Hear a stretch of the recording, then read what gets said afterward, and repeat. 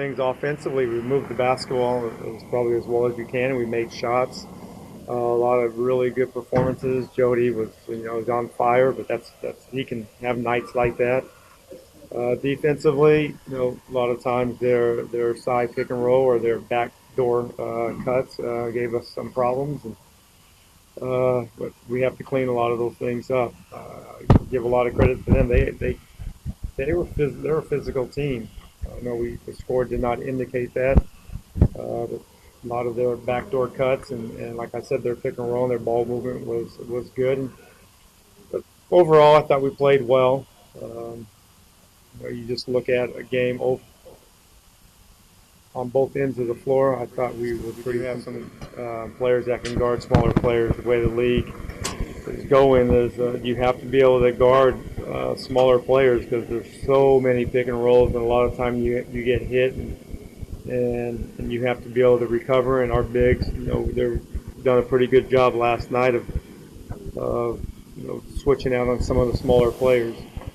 But it's something that we have to continue to work on. It doesn't go away. Every team, it's just not these 5 teams. It's 29 teams come at you with the offensive pick and roll, so you have to be able to prepare and guard it in multiple ways.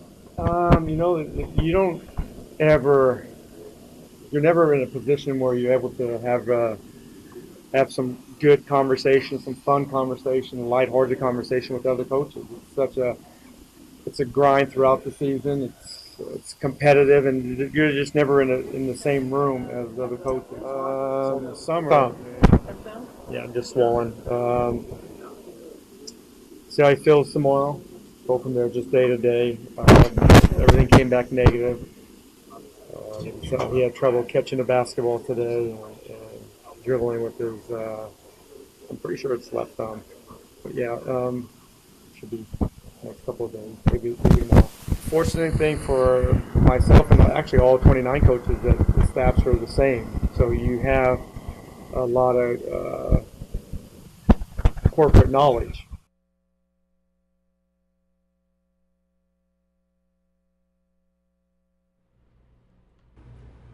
What's going on, everybody? It's another wonderful week, another great time to be back in studio with Octavia, with Cardell. For you guys that follow us on social media, you guys already know we've been pretty busy. Yeah. So it's good to come up for air for a little while, but we definitely missed being on air with you guys last week. So we're happy to be back, as I said. So we started tonight's show off with a quick little video from the Wizards open scrimmage at the eve before the close of training camp, right, I guess to say. So, it was cool. We enjoyed our time down at training camp. Last night they had a preseason game. But as Cardell's I've been saying, to each other the past couple of days, we're just ready for the games to start happening, so we got something to really go off of, something to talk about. So in this first segment right here, as we had with the Mystics, all their regular season, their postseason, we had a Mystics segment. So, the Wizards, it's their season right now. The Wizards have a segment now weekly, the duration of the season. You want to share some of your thoughts for those of them that haven't gone onto the sites and checked out the content? No doubt. But first things first, prayers to Las Vegas, all the victims and the families. Mm-hmm. That was just horrific. Don't wish that on anything, anybody, anywhere in the world. So definitely send our prayers to them. But what I saw was just the hunger. You know what I'm saying? And guys and you could tell they're not satisfied off last year. We made it one game off from being in the Eastern Conference Finals. We made it to the playoffs, best season since 77, 78 when they won the championship. There's no settlement. They working. You could just see it through everybody, even guys who's fighting for a roster spot. It's a tone like let's take this far. Let's take this further than what we think we can. And they know what the challenge is at hand. Celtics reloaded, Gordon Hayward, Kyrie, among others, and then the Cavs just added D-Wade. They reload Isaiah Thomas, Jay Crowder, so they know what's ahead. But what we saw in training camp, they may not have the name, so to speak, but they definitely retooled with what haunted them last year, which was the pick and roll from the bigs, pick and roll defense. So they added size, length, and athleticism. And with that, I think all they got to do is just be consistent. That's the only question we won't know until they start playing. Yep. But the talent is there. Definitely, they're playing hard. And I just like how camp was very competitive. Wall and Bill going at each other. They wasn't on the same team. They You know, we the top dogs. Let's make each other better. They going at it, show the Mac, Tomas, Sadaransky, they going at it, trying to earn their stripes. Kelly Oubre, I mean, if it's anybody that, you know, open eyes, it was him. You know, he can shoot the three. He pushing the rock, going coast to coast, dunking on people, bringing it even more defensively. You know, he's sure, like, he's like, I'm ready to make that leap. You know, so if they could bring it all together and just be consistent, they definitely gonna have a say with whoever comes out the East, for sure. Yeah, I'm with you wholeheartedly. I really like their roster, and I know you've heard me say this too many times already. I like their roster as far as the whole East goes. It's one of my favorite rosters in the league, and for those of you that do know me, I'm not a Wizards fan. This is truly how I feel about the roster. I know the additions that the Cavs made, as Cardell said, but it's not all about big names. Sometimes I like the fact that Wizards this offseason they did it the old-fashioned way. They kept people in house, and they were counting on their staff to continue to develop the players that they had in-house. This is a very young team, athletic team, so much length. And, you brought up Oubre, so I'm going to bring up the other guy. I'm going to bring up Porter. If those two take this step, I think, you and I feel like they can take this year, that dramatically changes the Wizards for opponents and how teams deal with them. Even last night, it was against lesser competition.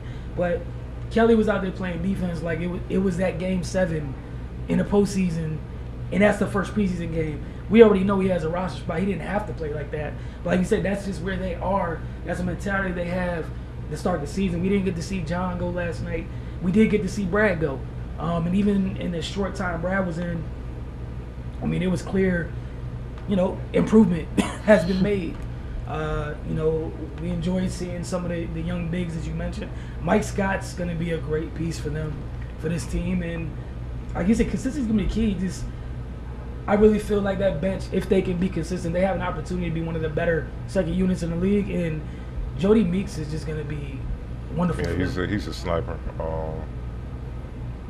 I ain't gonna go that far saying the best in the league though, like, because they just unproven. There's so many factors with them that just unproven. It'd be one thing they were kind of strong or solid last year, then you add some pieces to it, then I'd be like, yeah, but they gotta go out there, and you know how I am. You know my saying. We'll see when the scouting report catches up. So, but Jody Meeks, he don't miss. He's shown that throughout training camp. I know he's been hurt at least last year, so he's definitely one of the top shooters in the league. Like it don't even hit around. He's automatic. So for Wall, I know Wall loving it because it's even more to it. So it's just like on the break, him and Wall going to the 3-point line. What you gonna do? You gonna have to pick your poison. So you just got to pray they miss. Yeah. So we're looking forward. We're gonna continue to push content over at Finest Mag, over at My Model Sports. Biggest thing, we just waiting for some more of these preseason games. We get 2 of them this week. Got the Knicks on Friday, the Cavs on Sunday. Obviously, we don't expect everyone the Cavaliers to play, but those that do play, we'll get a chance to see them against, the typical NBA competition versus what they played against last night. Right. So nothing but positives, and as we were last year, we were both kind of high on the Wizards. Right. Last year when nobody really felt that strongly at all. That's a DMV for you. It's always gonna be negative. It's always gonna be negativity. That's why you just gotta block it out, keep it moving, and they know that. The team know that. That's why they just do what they do. So we're gonna continue to provide coverage for you guys.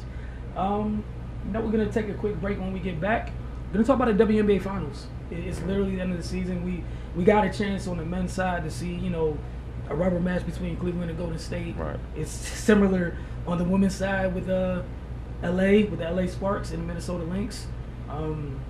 It's 2-2, man. It's a 5-game series. Game 5 is tomorrow night. So we're going to take a couple minutes. When we get back, going to talk about Game 5, the keys to it. What was the big difference in Game 4 for each team, and what each team needs to do to walk away an NBA champion. Someone's going to repeat, and someone's going to reclaim their throne. That's what's on the line tomorrow night. You guys are watching The Focus. We'll be right back.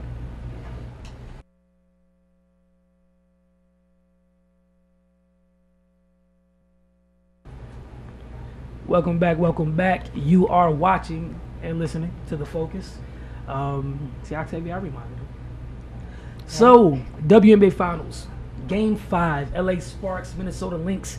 This game will be held in Minnesota. The LA Sparks had a chance to put this thing away. We hear in sports all the time, when you got a chance to kill great teams, you need to kill them. You need to finish them. And this is not to say that the Sparks are not a great team, but this is to say that there's a reason Minnesota has been outrageously successful the past 6-7 years. You know, they live in this environment. And LA had a prime chance at home to end this series. And, you know, Cardell, you point out Lindsey Wetland's foul in Game 4 on Odyssey Sims is kind of where everything went left for the Sparks.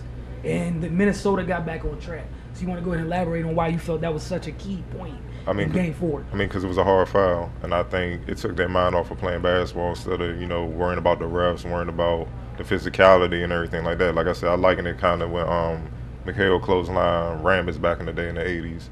And that took the Lakers' mind off of playing basketball. Now they just wanted to fight. Meanwhile, the Celtics just played basketball, you know what I'm saying? That's basically what Minnesota did. They got in their heads with that foul. And it was just a, you know, a free fall after that. You know, they had their chances, but they weren't the same. They weren't consistent. And this is the first game where, you know, the Lynx kind of got a double-digit lead. And normally back and forth, when somebody got a big lead, somebody would come back, and then it just go down to the wire. They kind of maintained it. That's how I knew the Sparks were out of whack. And basically they've been crying the whole series. And you know, but it was just overkill last game. You know, you see Parker get fouled. She had sit there, stand and argue with the refs.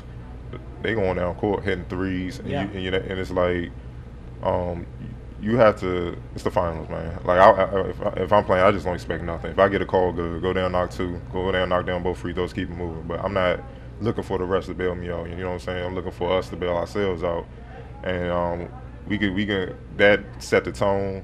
But really what's been killing them is the MVP. You know, Sylvia Fowler. She's had a double-double every game. I mean, last game she had, 22 and 14 rebounds. She is the reason why she's the MVP. Even with Candace Parker, as great as she is, Womack, I mean, they can't do nothing. She draws so much attention just for rebounding. Like, she has 3 people on her. It's easy for Maya and Sylvia to get the offensive rebound or get the defensive rebound, push the ball or whatnot. It's just, you know, she's a problem, man. And she's been the X factor. And with that being said, going to Minnesota, like you said, if you got a chance to close out the team on your whole court, you're supposed to do that. And they gave him life, gave him confidence. Yeah, I mean, look, it can go either way. They that close, but it's not looking good for a repeat. And the other thing, you know, you already, you know, hit the point, you know, hit the nail on the head with Sylvia. You know, Maya's usually void of emotion. You know, we usually don't see a lot of emotion from Maya. When you kind of saw her kind of get to yelling and letting some emotion out, you know, Minnesota's a little bit, you know, it felt like they were in a place where LA couldn't get to. And it started with Sylvia.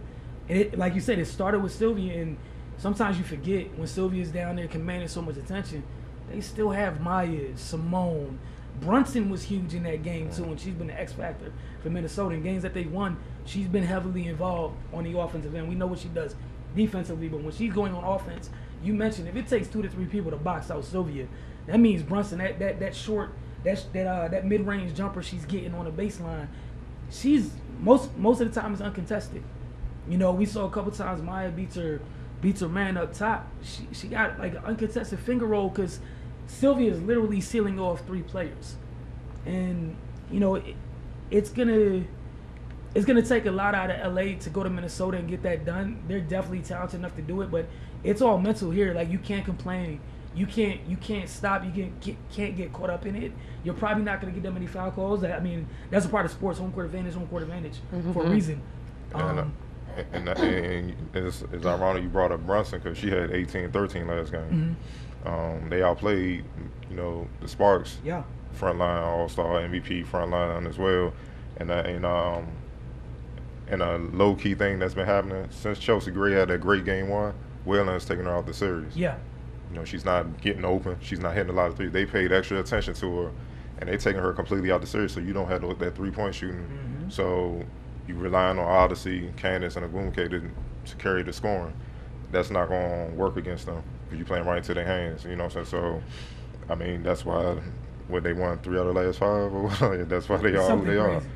You know what I'm saying? So, I mean, it's going to be war. I'm going to be tuned in for sure. So, you know, we'll see. Man, can't miss it. I mean, it's the best of the best in that Got sport. to, Can't wait yeah. to see it. And the other thing, just wanted to give credit to Whalen's backups. You know, they did a solid job, kind of by committee. And I want to say the rookie's name is Alexis Jones because I always get her mixed up with Alexis Peters because I love Alexis Peters' game. So, but Alexis Jones and then obviously Renee Montgomery, they did a good job. But like you said, when Whalen taking Gray out of it, even when Whalen's on the bench, they're still not letting Gray get off. And the biggest thing about Gray is she's hitting the three, but in those wins for LA, she was able to get to the rim, draw contact. She got a big body getting downhill, and I mean they've done a remarkable job taking her out of it, man. Someone else is gonna have to step up for LA. And it's gonna have to be Candace. She can't have 11 points. Yeah. That's what I mean. Yeah. That ain't gonna work. Now with Sylvia having 22, Maya 15, Rebecca having 18, Simone having 10. You know, but Simone was all, but Maya's 15 was efficient. She only shot the ball 8 times. Yeah. You see what I'm saying? So, you know, she killed them in various ways. 8 rebounds, 3 assists. I'm looking at. But like I said, yeah, it comes back to Sylvia. She shot 10 for 19. They just have no answer for it. 14 rebounds, 6 offensive. You know, it's just she's a beast, man. And this is the time. Like it seemed like at times they scared to really bang with her. She's so physical. She just moving you. Yeah, you ain't got no choice if you want to win. You I know, gotta do look, something. I know you gotta go do it, but man, that's a task. Hey. Look, they got a long off season. They hit the ice hit the ice tub, get recuperate. Yeah. I mean, because she's literally down there fending off 3 people easily. Like she doesn't look like she's struggling.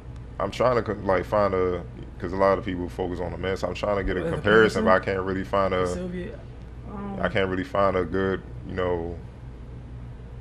That might be a good homework for like next week to see if we can find one because I can't think of one off top. You know what I'm saying? She's not the she has skill, but she don't have that true perimeter skill to be like, all right, she like a KG or Duncan or something. But she's a physical beast down there. Like it is what it is, man. So I can't really.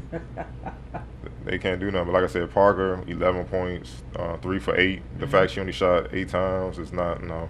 And 8 rebounds. What technically could have been a closeout game. 1 assist. I mean, last final, she was putting up like 26, 13, 5, and like she was doing nah. And then the thing is, I'm looking at the foul. She had 4. But you've been in foul trouble before. You know what to do. Gwen McKay 5. Well, she had 5. So, nah, there's no excuse, man. It's Candace. They follow her. She don't show up. Look, man, we can't wait till tomorrow night. Fishing. I think it's tomorrow night at 8 p.m. We look forward to tuning in. So we'll definitely be talking about that next week. Going fishing with LaChina and Rebecca. Man, really fishing. So Octavia, the floor is yours. Oh. NFC East segment, ma'am.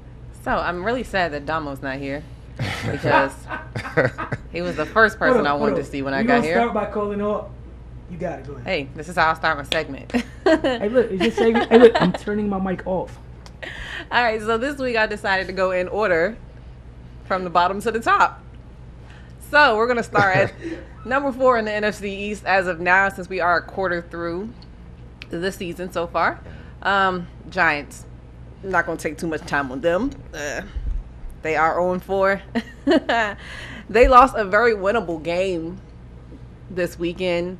As many field goals as the Bucks missed, they definitely had a chance to, get one game so they wouldn't be 0-4 at this point.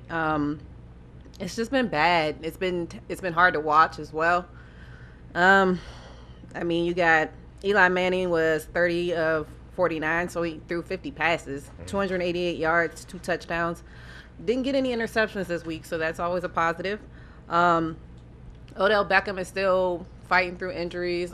He dislocated his finger during the game, actually had it pop back in place and went back in the game and injured his ankle again.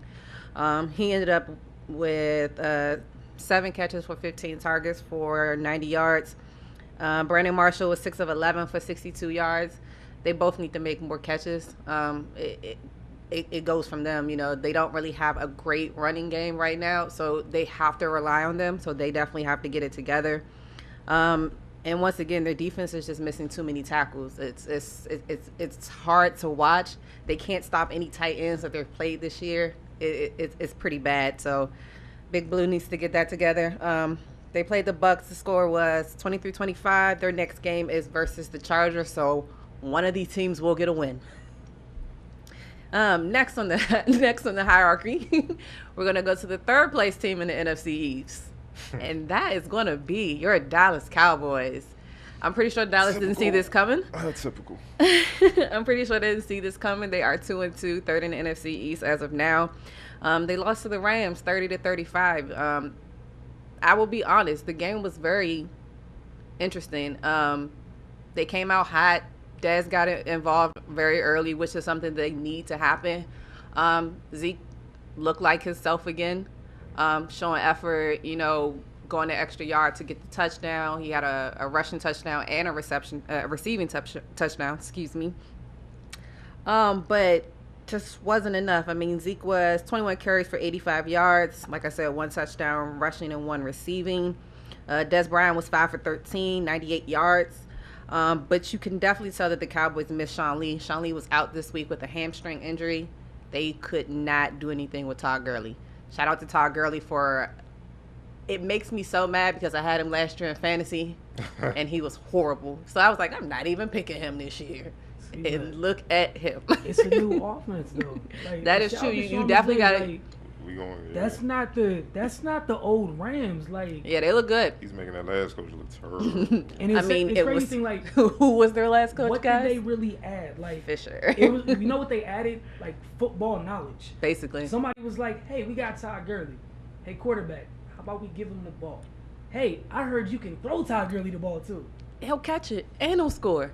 And he still runs people over. Oh, amazing. It's crazy. But yeah, Todd Gurley was 121 yards from 23 carries. So, I mean, hopefully for the Cowboys, they get Sean Lee back this week because they don't have an easy task coming up as well. They play the Packers. And that man Rodgers ain't playing either. So we'll see how that goes. Second in the NFC East is your Washington Redskins. They're currently also 2-2, second in the NFC East. They played the Chiefs this week, lost 20-29. That was also a good game. I did watch that game as well. Last night, Monday night. Obviously, everybody keeps saying Kirk can't win on a Monday night game. Hasn't done it yet, so they're not really lying. One key thing for me that I looked at is it's going to be a problem for them. Josh Norman is going to be out for a while. Had a significant rib injury. I mean, they were even reporting during the game that they already knew he was going to be out for at least 2 to 6 weeks, something like that. So, I mean, they had a lot of injuries last night as well. Trent Williams got hurt. Dunbar had a time. Rashad Breeland got injured. So they had a lot of backup players in there. But all in all, it wasn't bad. But once again, I always say your quarterback can't be your leading rusher. Kirk Cousins, again, was the leading rusher, 7 carries for 38 yards. Terrell Pryor finally got his first touchdown as a Washington Redskin. Had a great catch in the end zone. It was actually a really good catch. But he needs more of those. There were a couple of other passes that he could have caught that would have essentially won the game for them. In hindsight, also Dotson missed the potential game-winning touchdown where they would have won. And the defense couldn't stop the Chiefs from getting down the field to score at the end. And I said this as well as I was watching the game, I hate at the end of the games when the teams try to do anything that they can to win and they keep pitching the ball back. I hate it. I don't know why I hate it. It doesn't work. It may work 1 in a million times, but it doesn't work. And as soon as I said that and they started doing it, I said, let's just add insult to injury. Kirk didn't catch the ball. Justin Houston scoops it up for a late touchdown to I mean, they already were going to win, but to kind of add insult to injury. Good thing for Redskins. They got a bye next week. Definitely had a good time for them. Give them some time to nurse their, injuries and see what happens after that. I believe after that they play the 49ers. That's another bye week. So we'll see what happens with that. And on top of the NFC East after a quarter of the season is your Philadelphia Eagles. I brought my water bottle today just so you guys can see. But yeah, Philadelphia Eagles 3-1, currently first in the NFC East. I've getting a lot of flack, you guys beat the Chargers, everybody beat the Chargers. Hey, we play who's in front of us. A W is a W. Thank you very much. But yeah, one thing that I've been saying all year, and I don't understand why we're not doing it, is giving LeGarrette Blount the ball. he has been running over people ever since they've been feeding him the ball. There was, I think, the second game of the season, he didn't get any carries. With Sproles being out, terrible play last week. He broke his arm and tore his ACL in the same play. And at his age, it's kind of hard to, I mean, I definitely feel like he has a chance to come back, but it's going to be really rough for him with that. So they got to depend on Wendell Smallwood. Chris Clement is starting to come on a little bit. But I'm LeGarrette. I definitely feel like they need to be feeding him the ball at all times. Wentz did well. No, it wasn't anything flashy. It wasn't anything out of the, extraordinary or anything, but he was solid. No picks, which is a big thing. There's a stat where if he throws a pick, I believe I can't even remember what it is, but when he doesn't throw a pick, they're at least 7-2. So if he doesn't, pick into the other team, it's a good chance of us winning. Jake Elliott is kind of starting to make me feel like he may be a good kicker.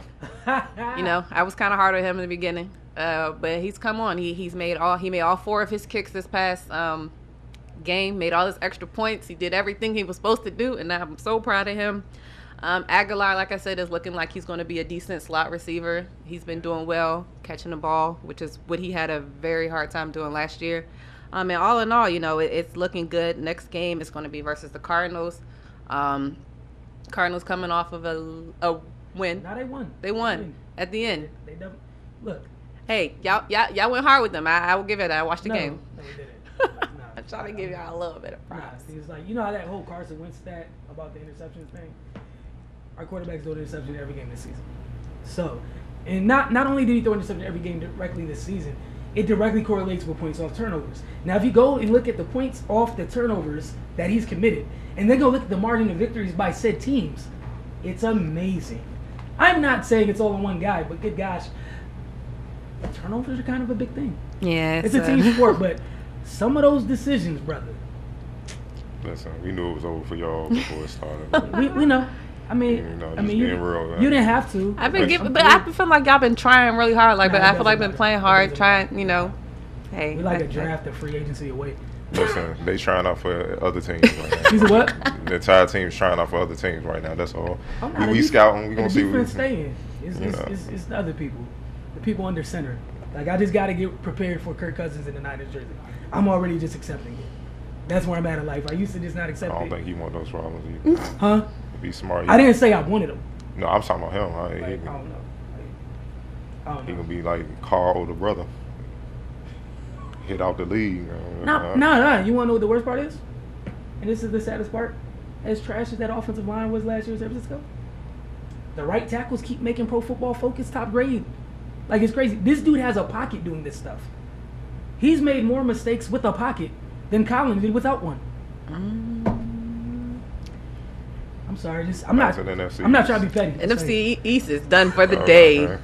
DC United. DC United. Season's winding down. They're officially eliminated for postseason possibilities last week with their loss to Columbus. It was a 2-0 loss on September 30th. They're training this week, light week.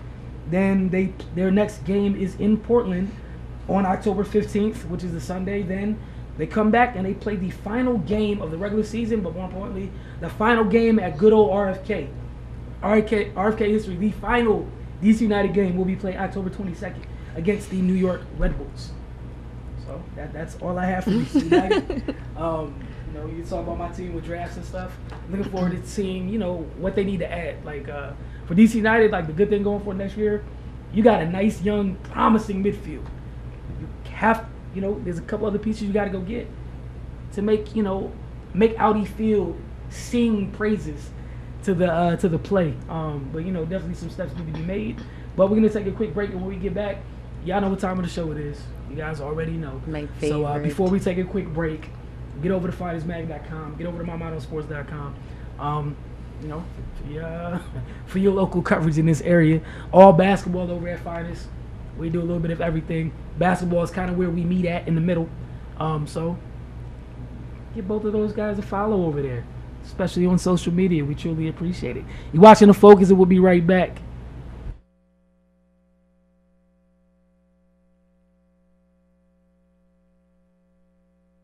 Welcome back. Like, I'm so sorry. I wish you guys could hear stuff that happens here on breaks, but Octavia's like just throwing this everything left with that last comment, and you don't need to talk about it on air. I won't. Like, oh my goodness. All right, so I'm sorry I'm at a loss of words. Give me a second to get composed. We're at your Bring it favorite time back of the show. You know, I'm trying to bring it back. It's on Cardell now. Rapid fire. Hey, So good luck. pray for us like y'all doing Vegas right now. That's all I'm saying. Man. But all right, first question. You know, Cavs owner Dan Gilbert, you know, said he received a lot of racist calls after LeBron criticized the president. What are your thoughts on it, Octavia? So,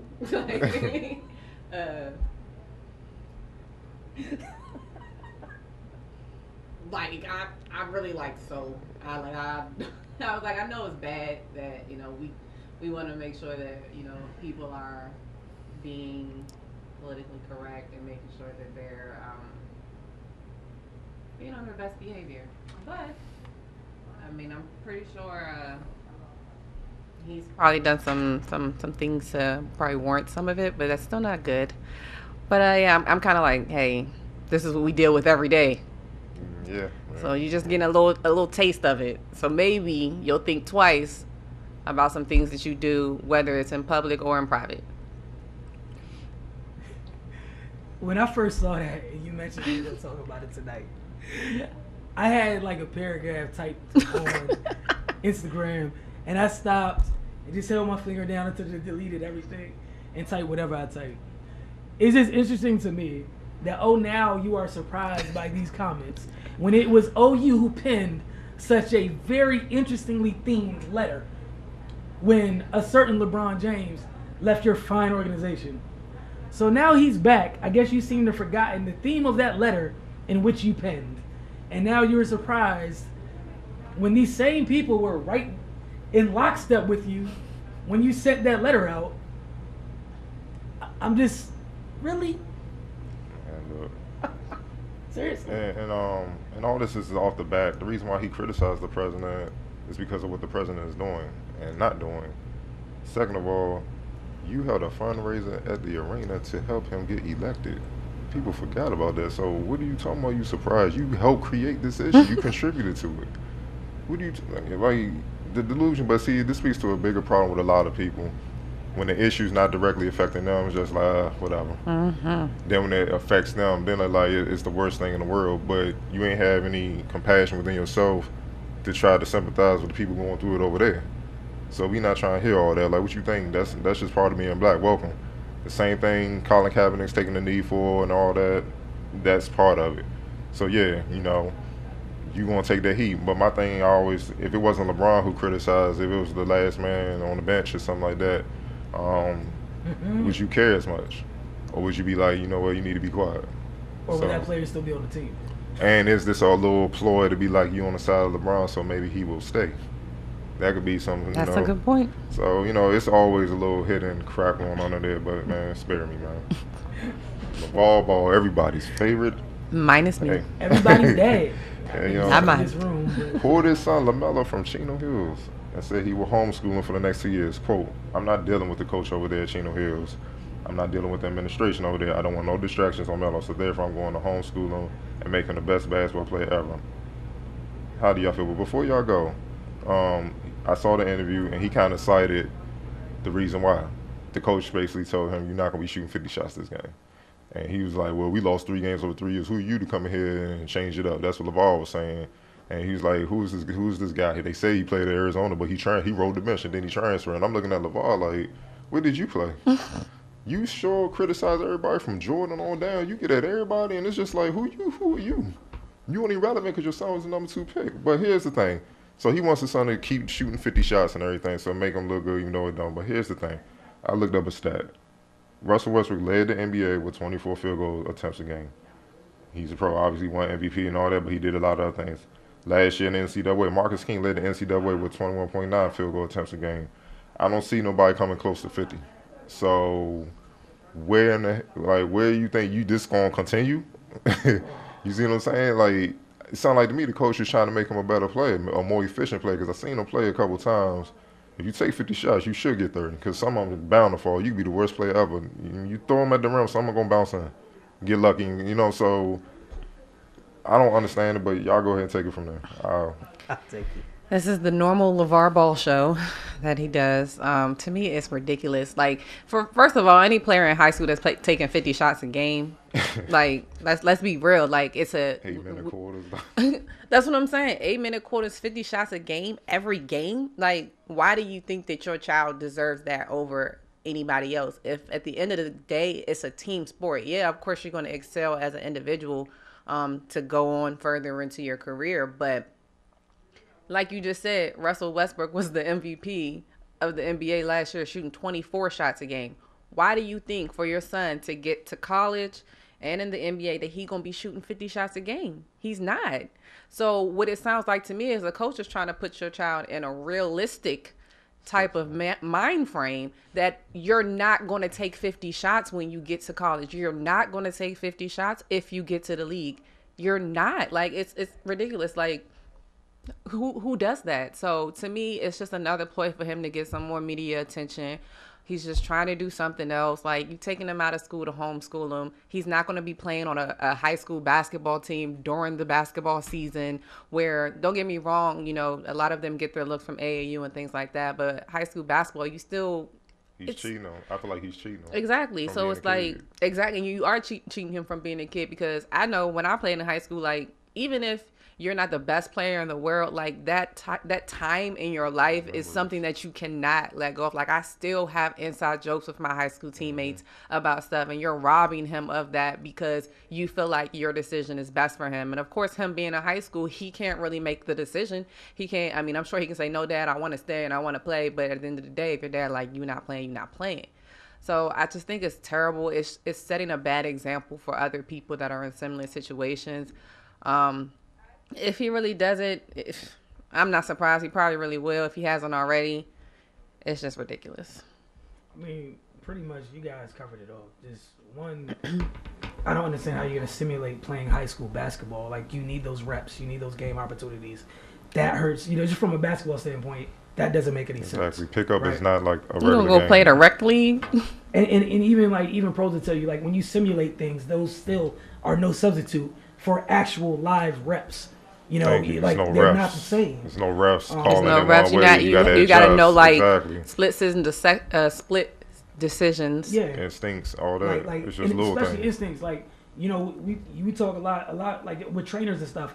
Just going out the hoop, you miss instincts. You need those. You can't simulate those things. You can't pick them up with cones. And then just why? Like, it's just too much. Like, and it's secondly for this kid, at some point, even if you do all this, you still get to college. At some level, you have to fit into a part of a team. You're just making it that much more difficult at that point, because it's going to be really hard for the kid to be humble enough to understand how to fit in the confines of a team when you're taking them away from one. Yeah, but see, he can get away with that now because he's in high school. He feel like he made that program. You notice he never had, like, fine, if you wasn't cool with administration, most parents would take him out and transfer him to another school. Yeah. Right. But guess what? In those other schools, they saying the same thing. See, it's all about, this another epidemic that's really not being talked about a lot on that level, high school AAU. A lot of these parents are out of control. And I'm going to say it. I don't care. I'm a parent. Oh, yeah, they I'm are. overqualified. So And that's in holler every at me. sport, too. A lot of these parents are trying to live through their kids because they couldn't cut it. And they call it protecting them. No, you're trying to capitalize off your kid. And you're leading down the road where it's going to mess up. You didn't act like that with Alonzo. A lot of people say, well, he did that. His method worked with Alonzo. There was no method because he didn't know Alonzo was going to turn out to be what he was. And that's what it ended up being. Alonzo didn't get that buzz until he got to UCLA, started tearing things up. And then that's when he might be a top pick. And then all of a sudden, that's when Lavar started acting a fool. And my thing about Lavar is he's been disrespectful. It's a trail of disrespect. If you want respect, you got to give it, homie. No one's going to kiss your butt and everything like that. Like, no disrespect to your kid being high right now. Look, I mean, it's going to be another top-ranked kid coming next year, the year after year. It's never going to end unless basketball ends. Mm-hmm. So sooner or later, he's going to have to man up and have to face adversity and have to earn everything he gets. And you ain't going to be around it to give it to him. Like, he's not stupid. He know who the buck at and not who, because he ain't said nothing about Magic yet. Yeah, they don't. That's my point exactly. He let Lonzo go through his growing pains and all that. He getting off to a slow start in preseason. We'll see, but all that talking ain't none of that going towards the Lakers' way. So it's just like you say, it's all for pub. But he's bugging. But it's a lot of parents are like that. They just don't have a top pick or a top ranked son where people pay My attention. biggest thing, and obviously I'm not a parent. I can't wrap my head around the part where like I told you earlier, like you should just want to make sure your kid knows Exactly. how to, you know, what's bad, like how to avoid like dangerous situations. Outside of that, like it's their life. They're the ones that got to be on court. They're the ones that got to deal with it. And then the second part is all his kids, like especially Melo's gonna have to deal with the players for his dad's actions. Like that's gonna be Exactly, tough. and just to close this thing out with him, all this pub and stuff like that, you started it with your antics. So your son got to take the heat for that. You know what I'm saying? Because of what you did. If you ain't want all this heat, you should have just let Lonzo humbly go to the league and everything, do what he do. You didn't want to start all this to sell some shoes. So that's on you. You giving them a Lamborghini pull up, like, and that's your preference as a parent. I'm like, no, you want to buy your kid whatever, but it comes with a spotlight and attention. Like that's just realistic. So you can't you can hide as much as you want. Sooner or later, he's gonna have to own it. Yep. So that's what it is. Russell Westbrook signed the largest contract in NBA history. 5 years, $205 million. Deserving.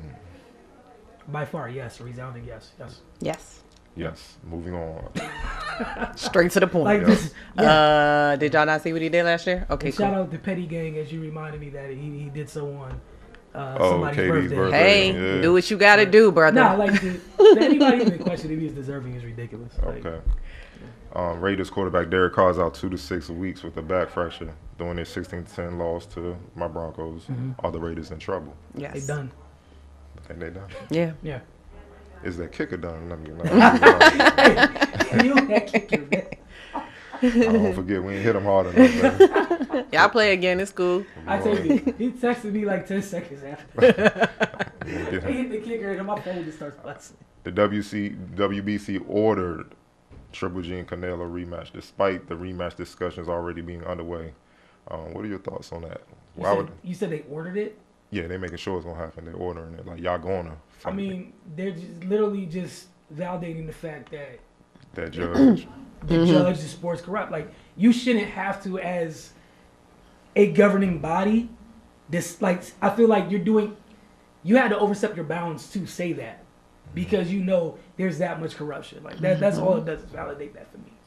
I definitely agree because it's like somebody's boss having to overstep for their employee and be like, nah, they was wrong.